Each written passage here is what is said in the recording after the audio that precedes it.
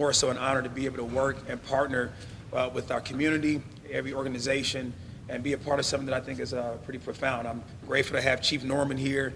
I feel very important to have the mayor and DA Ken Lovern all at one time, just addressing the needs of our community and just saying we, as a church and a community center, we are passionate about just seeing results and seeing our community change for the better. And so we're working with Promise Keepers and so many other organizations just around stopping violence, seeing our youth head in a different direction, and seeing our community be a safer place. So I want to turn it over to Chief Norman. Definitely want to echo that, appreciation, knowing that the house has been opened up to us here to have this particular event here. The partnership is real, the collaboration is real, so I'd like to thank Pastor Locke and also the Evolve congregation for allowing us to have this here. But it goes, again, to the heart of collaboration. So before we get to the numbers, I want to publicly acknowledge the hard work of our members every single day, working hard for our city and our community. I know you heard me say this. Men and women of the Milwaukee Police Department working hard to protect our community 24 hours a day, 365 days of the year, holidays and weekends included. I cannot say this enough. Police is not just long hours. The work is not easy. This week I presented to the Rotary Club and I talked about how difficult the work really is. Our officers respond every day to people's worst and most traumatic moments. These events are haunting and the exposure takes its toll. Above all else, I want to use this as an opportunity to publicly thank the men and women of the Milwaukee Police Department, and I ask anyone who hears this message, please share that sentiment with them also. I'm proud to report that Part 1 crime is down 12%. Non-fatal shootings decreased 15%. Carjackings decreased 12%. These are good trends that should be recognized. For this quarter, there were 2 more homicides than at the same time last year. And as I've always said, 1 homicide is 1 too many. But the overall trend, however, reflects still a significant decrease in homicides. As a community, we should be proud of our progress. So I thank everyone who has made a positive impact on our crime trends. To those involved in youth engagement, city cleanups, mentorships, or providing important resources, whatever role you played, you make a difference. I thank you. And while crime is down, we continue to evaluate our strategies to address crime. In 2023, the department released a violent crime plan. This is a public-facing document that details the department's strategies and initiatives to combat violent crime in our city. But as we know, the plan is not static and is always evolving as new crime trends are identified and new ideas and approaches are created. Our work never stops. I'm pleased to announce today that we are publicly releasing the 2025 Violent Crime Reduction Plan. The name changed slightly to accurately reflect the content. Many of our 2020 strategies remain in place because they are working. But since that time, we'd add new ones, modify others, and remove others. Read the plan, engage, ask questions, offer ideas. But please remember, public safety is everyone's lift. There are a couple things on my mind I want to highlight, so I'm going to use this opportunity to talk about them publicly. First, I want to talk about respecting our city and keeping it clean. I know this is a press conference that reflects crime trends and violent crime, but I really want to emphasize that littering and dumping our city is not only unacceptable, it's disrespectful. Respect one another and respect our city.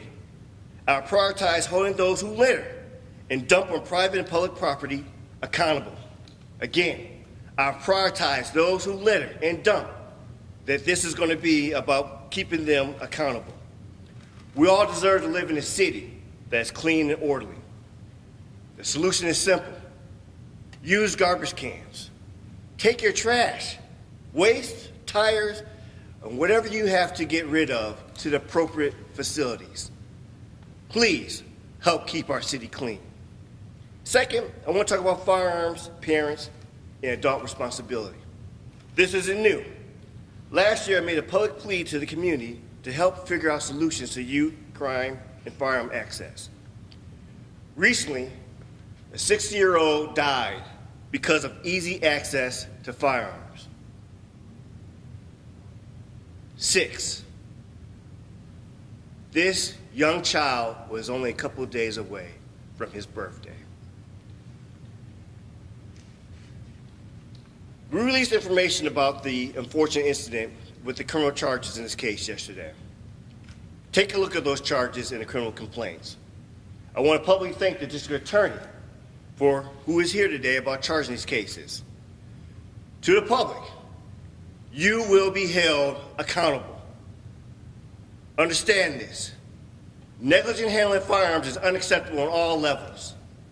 If this is the case in your household, around your space, as you see the unified front here, you will be held accountable. Lock up those guns. Protect your children. Practice gun safety. It is important for your community. It's important for all of us. I also want to think deeper about this horrible death. 3 adults knew that the gun was unsecured and accessible to a 6-year-old child. Again, take a look at the criminal complaint from a different lens. The child's uncle, a felon on probation, thought it was cool to send videos of himself dancing around guns with a 6-year-old kid in the background. Mom sees this video, expresses no concern that uncle has guns around her kid, or that the uncle is a felon who shouldn't have guns in the first place. What are we, all of us, are going to do to stop this? How are we going to stop promoting this type of behavior on social media in our communities? How can we stop promoting this type of behavior in social media communities, playing around with guns, understand that it doesn't give you clout? That playing around with guns is unacceptable for any of us to play. If kids are looking up to you, this type of behavior is especially dangerous. Please, community, put the effort in to protect our children. As I close out, I always say this. If you have any information regarding criminal activity, contact the Milwaukee Police Department, or if you'd like to remain anonymous, contact Crime Stoppers at 414-224-TIPS. As a reminder, you are important for the help for public safety. And as always, we are better together. Thank you. Now I'd like to call the mayor to the podium. Thank you. Thank you so much, Chief. Really appreciate that. I also want to thank Pastor Locke and Evolve Church for opening the doors for us here on the northwest side of the city. We always talk about our partners who help us to make sure the city is a safe place, and our partners in the faith community also are extremely important in working to make sure that there are opportunities for young people, opportunities for families to find who they are and to build community with each other, and that's exactly what happens here at Evolve Church. Also want to thank, I think Pastor Locke pointed out that Promise Keepers is a preventative measure that we employ in the city of Milwaukee because, as I often talk about, it's accountability and it's also prevention. It's accountability and it's prevention. Those are our two-pronged strategy in order to address issues around public safety in Milwaukee, and they're bearing fruit.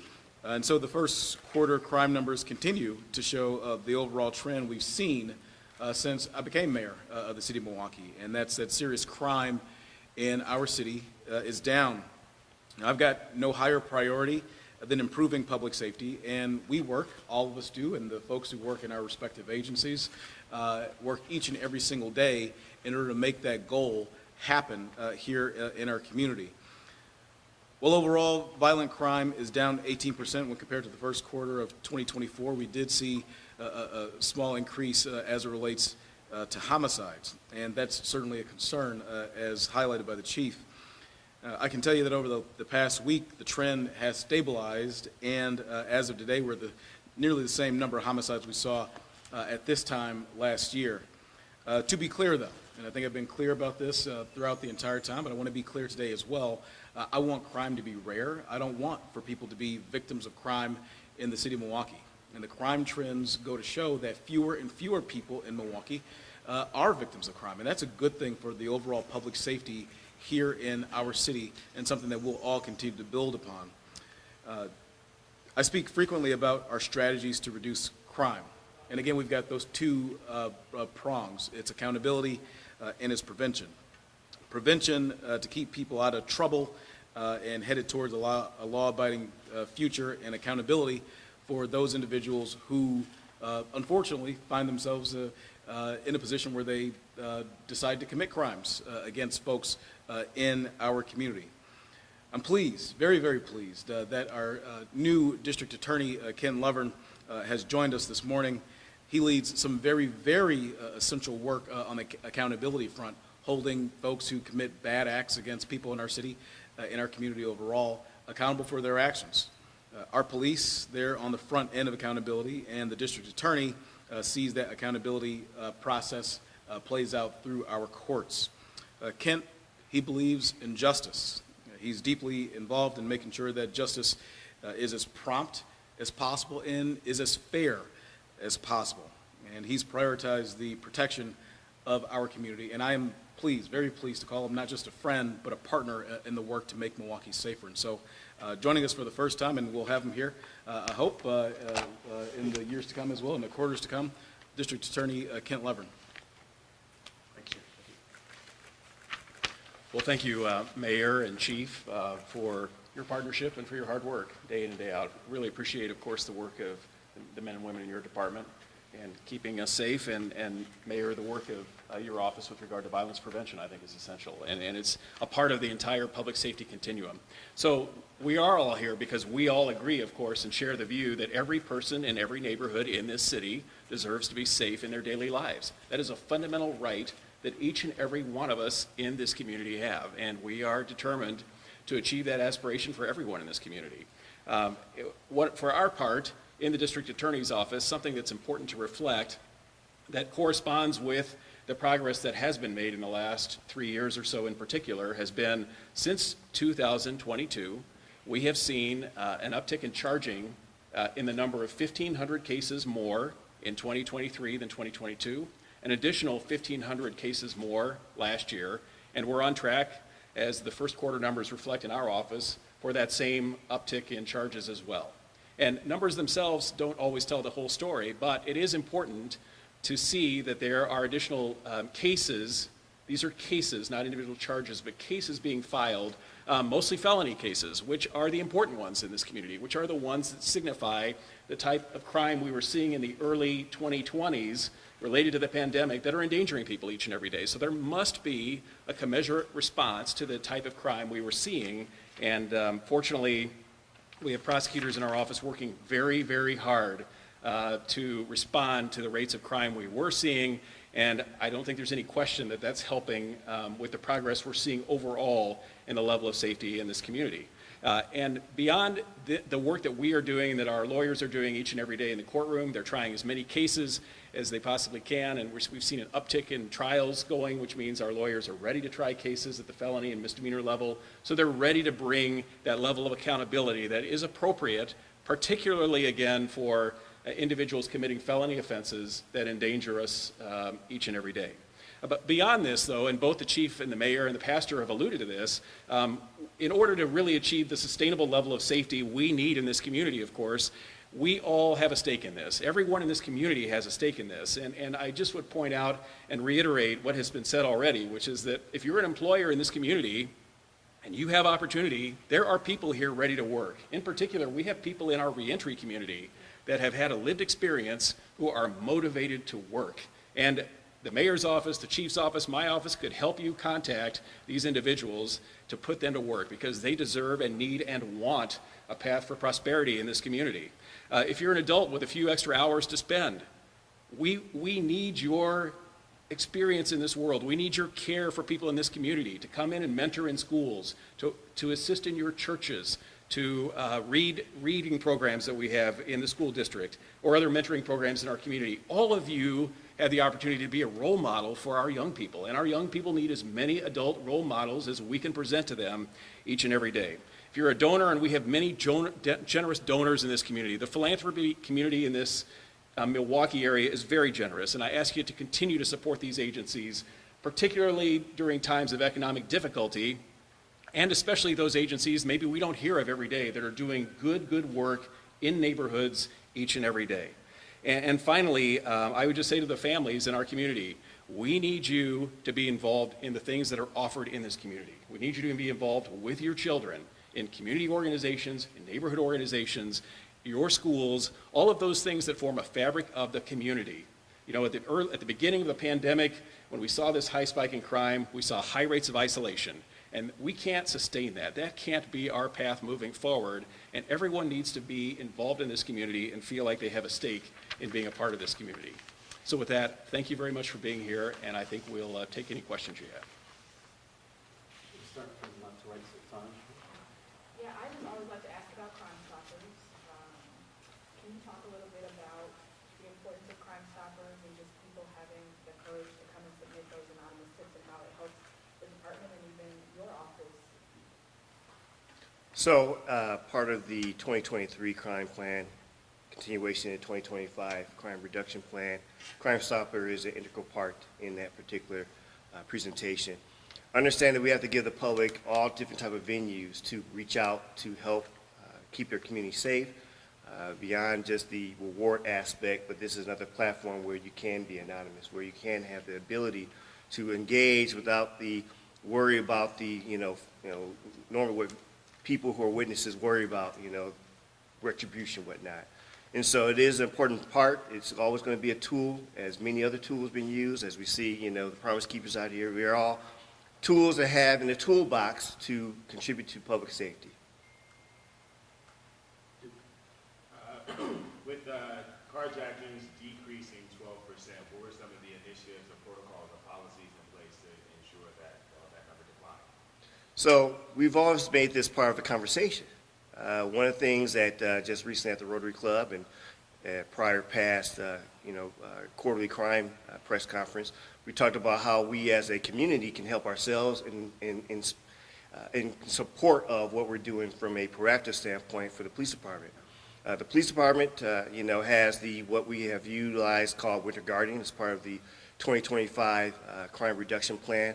This is a proactive going, looking for those who are involved, engaged in that activity and behavior. But also it has a community support type of situation where we're talking to valets and talking to businesses about good, vehicle practices. But we still also talked about the empowering of yourself as a individual driving your vehicle. Get your face out of your phone. Be aware. Understand that, the driving habits and tactics that we do sometimes slip into can contribute, not being aware of your surroundings. And I believe that also was helpful. But, between messaging from our elected officials and also we have to say that we are very good at catching carjackers. There is no carjacker out there who has like a year, 2 years of doing this. In fact, it's pretty close and within time of, matter of minutes to an hour that we catch you. And this is something that we rather not have to use that tool. Too often we want to prevent more, but it's a collaboration of all these different type of preventative, but also, again, holding those who are involved in those behaviors accountable. And you do definitely see, especially seeing that the DA of Lovern is here, accountability is real in regards to being in that type of activity. And with homicides in this case, You get 2 questions? I'm just wondering here. Hold on, wait a minute now. Wait a minute, hungry. Okay, go ahead. you look good. I got you. All right. Homicides are pushing down the incline. What is the police department doing? Are we seeing any commonalities with homicides? What are we seeing, boss man? Oh, wow, thank you. My wife didn't call me boss man at home. But the confluence of poor conflict resolution with availability of firearms. And that's just across the board, the highest factors involved in what we're seeing from non-fatal shootings and homicides. And so we have made a commitment, again, working with the partnerships. There's a lot of different things that we're doing as a comprehensive, rather than just, it's not just all about the accountability aspect. Absolutely believe in it. Again, no one is, we're at over 100% in clearance in regards to holding those accountable. There's prosecutions going on as we speak, but we need to ensure that we are not allowing firearms to be introduced. And conflict is as old as, the history of time. But how we resolve it or how do we deal with it has absolutely needs to change from being that level of violence. People are getting into silly arguments and having horrible, horrible results. So we as a community need to understand, one, how do we intervene and use better techniques? And we have a lot of different partnerships. Again, Pastor Locke with his congregation and the work that's being done by a lot of community partners working to do, again, positive resolution of conflict, taking breath, dealing with the trauma. But, if you want to engage in that behavior, understand that you're not going to be doing it too long, and that you will be held accountable, and that there's a place called for you, was this prison. Can I also chime in on that? So, yes, there are those things that the chief mentioned. It's also incredibly important to point out what I mentioned in my comments as well about prevention. I mean, we've got teams of folks in our Office of Community Wellness and Safety and Promise Keepers and the like. They go out on a daily basis and engage with people on the ground who may otherwise be in a position where they might be partaking in some of those retaliatory measures, and that results in death or destruction or potentially homicides in the city. It's hard to measure what doesn't happen, but I can tell you in hundreds and hundreds of times, these folks go out on a yearly basis working to diffuse situations before you see crime spill over that way, before you see poor conflict resolution end up in somebody being shot or worse killed in our community. It's not just that, though. I mean, we're approaching, although it didn't seem like it earlier this couple days ago or yesterday because of the snow, but we're approaching summer, and summertime is typically in cities where you see that sort of activity start to rise. We worked each and every single year in my office to connect with youth-serving organizations all throughout Milwaukee, all throughout the city, to let them know that, hey, there are positive opportunities for young people in the city. It doesn't matter if they want to read, it doesn't matter if they want to work, it doesn't matter if they want to play football, if they want to swim, if they just want to eat. There are opportunities available to kids in Milwaukee with a number of our youth-serving organizations. Those are also preventative programs. We've got our Earn and Learn program. We've got our Camp Rise program. The chief was instrumental in restarting the police athletic league, working with youth-serving organizations in Milwaukee. So there is no shortage of resources in this city, and I want parents especially to know that. Right? If you're looking for something positive to do for your young person in particular, reach out to us. There's no shortage of things for young people to do, positive things for young people to do in the city of Milwaukee. And we've got some great partners that are working each and every single day to connect young people and their families with those sort of opportunities in the city. So yes, it's those things the chief mentioned, but it's also prevention, and that's also critically important in our efforts to make sure the city's safe. Zoe? Yeah, I have a question for the DA. What has 5 years of Marcy's Law meant for justice in Milwaukee? For those who don't know, Marcy's Law, of course, was a law that has enhanced and spelled out in our Constitution rights for victims. What I would say is that it has redoubled the efforts that have already gone on in our office. A historical note about the Milwaukee County DA's office: we were actually the very first office in the United States back in the 1970s to establish a victim witness unit that actually performed outreach directly to victims of crime in their community. And so there's been a long tradition in our office of trying to meet the needs of victims and also making sure we're communicating with them in a very respectful fashion. So what I would say is we have had a lot of these systems built in. We have a very experienced team of social workers that work in all of the courtrooms that we staff, in all of the types of cases we handle. Many of them are specialists in the area that they handle, and they do very tough work. And sometimes I would say that they do some of the very most difficult work in our office each and every day, trying to respond to all of the concerns that victims have, being in a system that they never asked to be in the first place, right? So I would say that what Marcy's Law has done is reinforced what we have tried to always implement in our office, which is a high level of response and communication with victims. So you feel it's helping? It has helped. I think honestly, we've had a high level of that going on for a long time, and if anything, it has reinforced within the law the importance of that type of work to be done for victims. Mm-hmm. Yeah.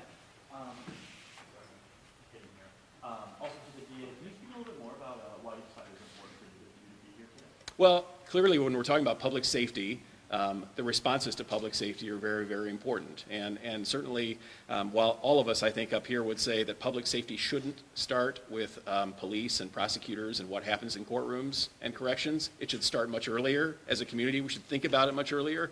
I do think that it's important for the community to know what their district attorney's office is doing. I appreciate that the mayor invited me to be here today to talk about that work that we are doing, because sometimes there can be a perception that maybe not enough is happening. And while we are always working harder to improve the responses we have to make every day to violent crime in particular, I do want the public to understand that there are a team of dedicated professionals working hard each and every day, and the numbers bear that out. And it is important for the community to know how hard their government is working in order to make them safer. Any other questions? On topic, as we're getting ready and getting closer to the NFL draft, if everybody wants to chime in on what is the plan to keep people safe, public safety-wise, but also to specifically with human trafficking, can y'all say if there are any plans in place to deal with that? So I'll speak to that. I don't know if the mayor, DA wants to talk about it, but we're always leaning into the work that needs to be done for any major events. As you all know, we had the RNC, we had, the championship. So this is an ongoing work. The draft is up north through us, but we do know that there would be occupancy and people engaging in, the business of, what we have to offer in the city. Our plans is to continue to work with our law enforcement partners up in the Green Bay area, but we are still business as usual. I mean, conventions and events are nothing new to us. We do have a very robust human trafficking team within our police department, but our downtown area definitely has the level of connectivity between our business owners, elected officials, and the Milwaukee Police Department in regards to just being aware of any particular type of challenges, and also having the resources to respond and be available. This one? Wow, that's what I'm talking about. All right. Thank you.